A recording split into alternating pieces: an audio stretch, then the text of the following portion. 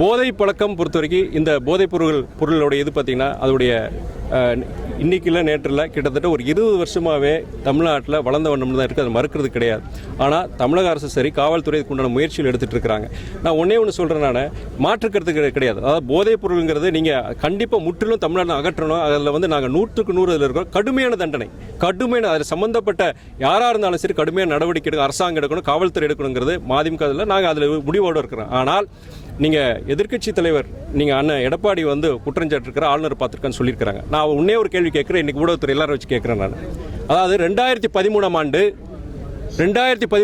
November 11 இதே சாதிக், அவர் பேர் என்னது, ஜாஃபர் சாதிக் என்ற நபர், அவர் சென்னையில் வியாசார்பாடி பகுதியில் அவர் சென்று கொண்டிருந்த வாகனம், அந்த வாகனத்தை மறித்து போலீஸ்காரர் சோதனை போடும்போது கிட்டத்தட்ட 40 லட்சம்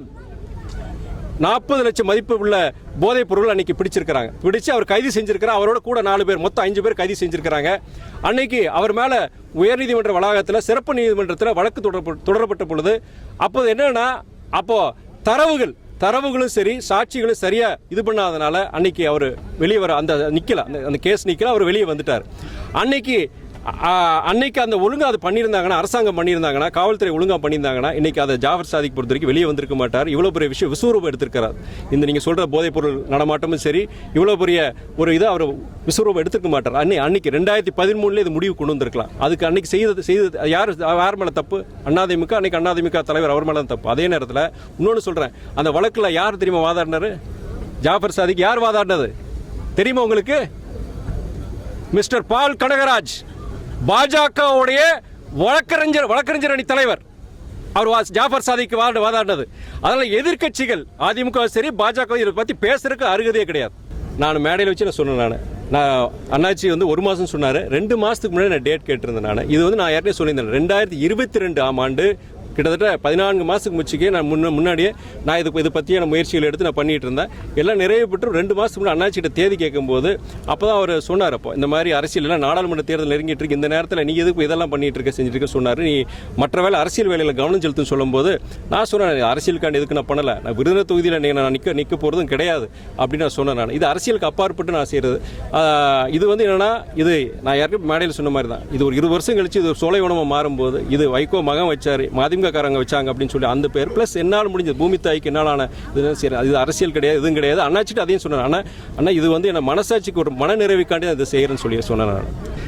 அதாவது இன்னைக்கு நம்ம இந்தியா போன்ற வளரும் நாடுகளில் இன்னைக்கு பொறுத்த வரைக்கும் இந்த மாதிரி குற்றங்கள் நடக்குது முற்றிலும் இல்லையா நம்ம சொல்ல முடியாது. கண்டிப்பாக இது மாதிரி பிரச்சனை இருக்குதா. அது ஆனால் அரசாங்கம் பொறுத்த வரைக்கும் இதை தடுக்கிறதுக்கு, போதைப் பொருள் நடமாட்டமாக இருக்கட்டும் சரி, இந்த மாதிரி ஆள் கடத்தல் இது போன்ற விஷயங்கள்லாம் அதை தடுக்கிறதுக்கு உண்டானது காவல்துறை செயல்பட்டுருக்கு. ஆனால் வளரும் நாடுகள் குறிப்பாக, ஆனால் இந்தியா எடுத்துகிட்டு விஷயம் தமிழகம் போன்ற தென் மாவட்டங்கள் தென் மாநிலங்கள் பொறுத்த வரைக்கும் ரொம்ப பாதுகாப்பு. நீங்கள் வட மாநிலங்கள் போவாங்க, எவ்வளோ குற்றங்கள் நடக்குது, எவ்வளோ பிரச்சனை, கற்பழிப்பு, பெண்களுக்கு எதிரான குற்றங்கள், இந்த மாதிரி போதைப் பொருள் வருது. எங்கிருந்து வருது? இங்கே உங்களுக்கு எல்லாருக்கும் தெரியும், தமிழ்நாட்டில் உற்பத்தி பண்ணுறதா எல்லாம் அங்கே குஜராத்லேருந்து வருது. உங்களுக்கு எல்லாருக்கும் தெரியும்.